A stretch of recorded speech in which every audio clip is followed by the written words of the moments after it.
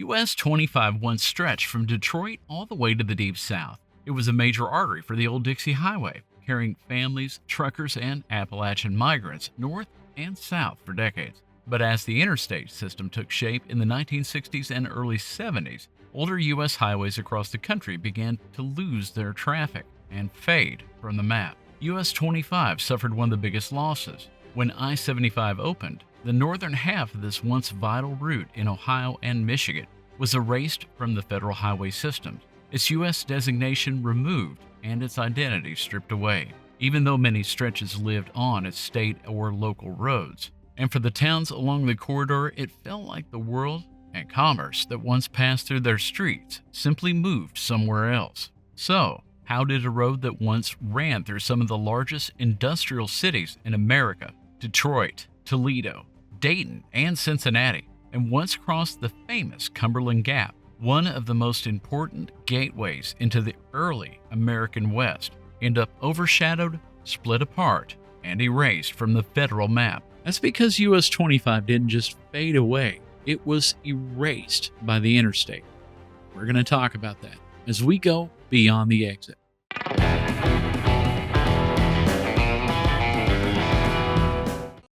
Before we can talk about how the interstate erased so much of this highway, we need to understand where US 25 came from to start with. This road has roots that reach back long before the modern highway era, shaped by early travel paths, regional connections, and towns that depended on it. And to see why its disappearance was so disruptive, we have to start with the road's beginnings. The road's first life.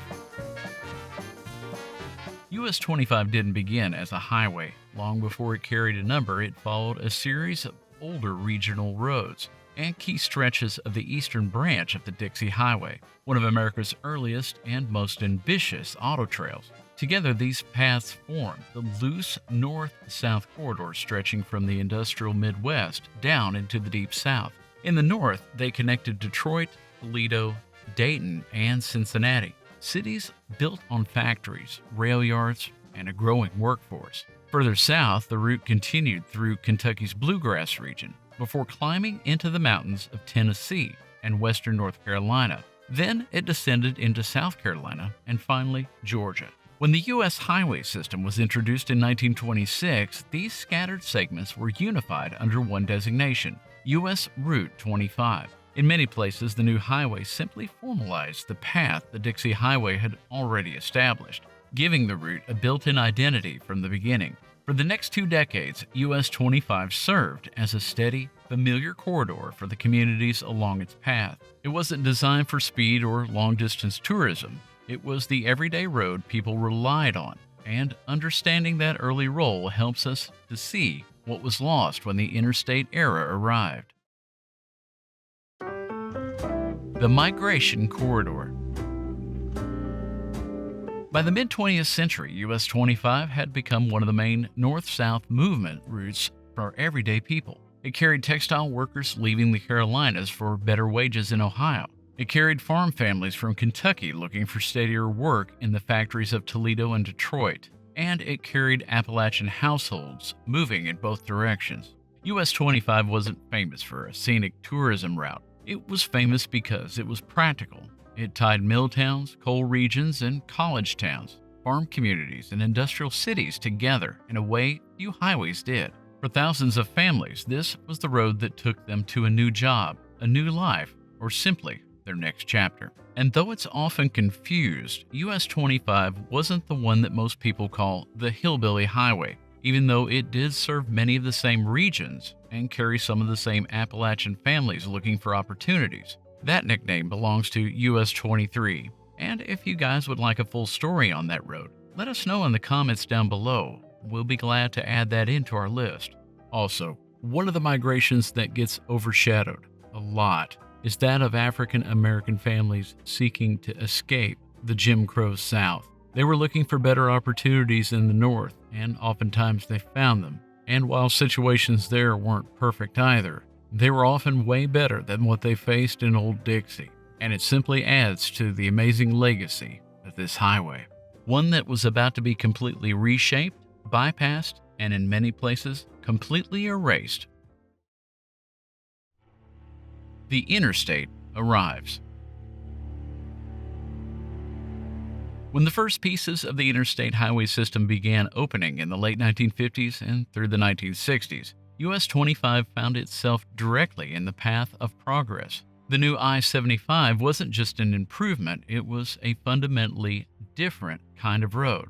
Faster, wider, straighter, and built to modern federal standards. It offered a level of speed and safety older highways simply couldn't match. As each new section of I-75 opened, long-distance travelers shifted almost immediately. Truckers were the first to jump onto the interstate, followed by family vacation traffic, and eventually local travelers looking for a quicker drive. Federal funding flowed to the interstate system, while older highways like US 25 received little more than routine upkeep. The balance of movement changed almost overnight. In Ohio and Michigan, the impact was most dramatic. Cities that had once been tied together by US 25 now found themselves linked by a brand new expressway carrying nearly all of the through traffic.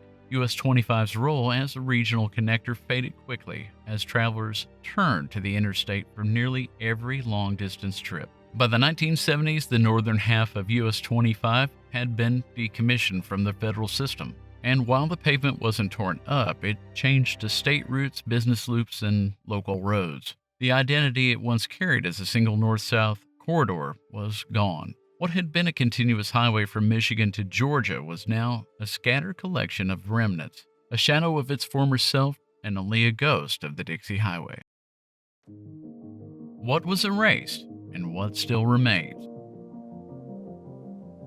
By the time Interstate 75 was complete, the northern half of US 25 had effectively vanished from the federal highway map. The route still existed on the ground, the pavement was there, the turns were familiar, but the numbers were gone. What had been a continuous corridor from Detroit to the Deep South was now fragmented into smaller pieces with no nationally recognized identity. But to understand the scale of the loss, the numbers tell the story. In Ohio, US 25 lost 208 miles of federal designation. In Michigan, it lost another 191 miles, eliminating nearly 400 miles of a 700-mile-long highway. Yet the road's history is still right there if you know where to look. As we like to say here at Beyond the Exit, it's history hiding in plain sight. Roads like this are often referred to as ghost highways, not referring to anything paranormal, just that they had federal signage originally. In fact, in some places, you can still find US 25 signs hanging around nearby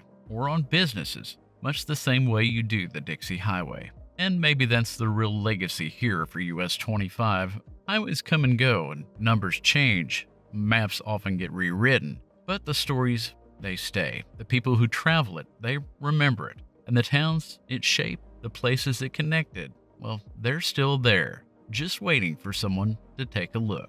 Well, US 25 really was erased by Interstate 75.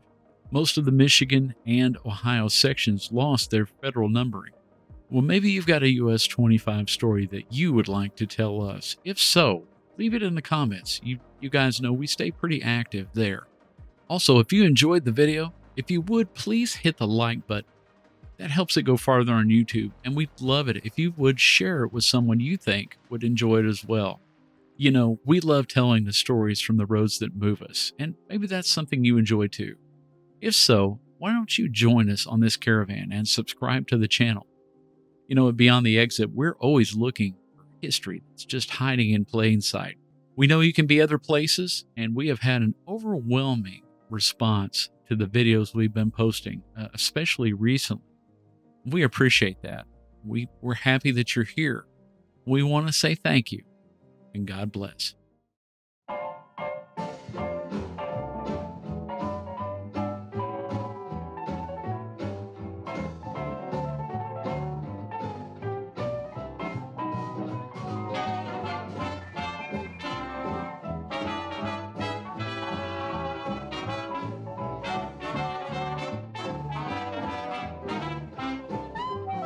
Have you seen my baby?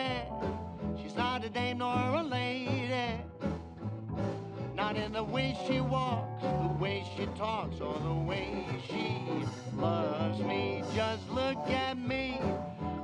monkey in a coconut tree. You know I'm overjoyed, 'cause boy, oh boy, she's my gal.